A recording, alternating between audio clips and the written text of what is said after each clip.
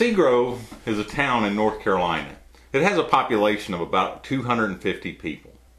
But what makes it unique is that not only the town of Seagrove, but the surrounding area has over 100 potters and potteries.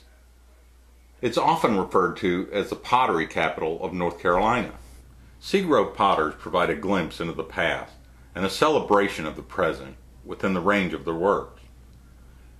In a time when the vast amount of products we use come mass-produced from foreign countries, it is a welcome change to meet the person attached to the hands that made the cup from which one sips morning coffee.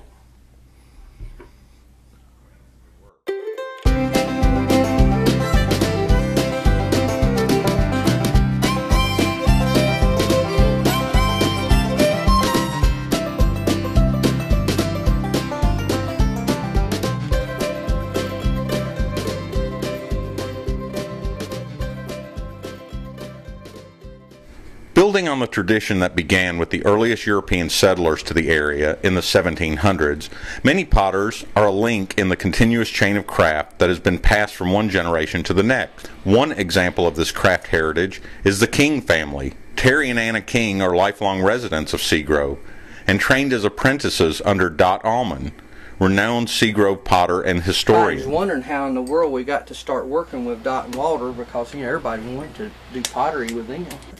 And we didn't know, and then about 6 months after we'd been helping them out some, Walter had this book, and it had us as we're like cousins of his, you know. And so I guess that's how we got there, is we were friends to start with, and I guess he was just kind of passing it on. And so Dot and Walter was good to let us come in to learn, and we stayed with them till it's time to go out and open our own store, and from there we've just been working ever since. You know, when she was coming up, we didn't just let her sit around, we made her work. And I told her, I said, when you get out of school, you don't have to do pottery. I said, whatever you want to do. A short drive down the Pottery Highway is the gallery and workspace operated by the next generation of the King family, Crystal King. The way I began was that my parents started an apprenticeship when I was 7 years old with one of the old shops here. And they went in to learn the trade of pottery making for free. My dad worked. Learning her craft from her parents by immersion, she has been making and selling her work since her teens. I didn't realize when I was younger what an important tradition I was carrying on. Not really until I got into my 20s did I truly understand my part in the Seagrove heritage. Crystal has directed her Southern folk art background toward creating purely decorative clay sculptures that depict political themes, animals, and biblical scenes. An example of a more contemporary style of pottery can be found at the Avery Pottery and Tile Works, operated by Blaine and Laura Avery.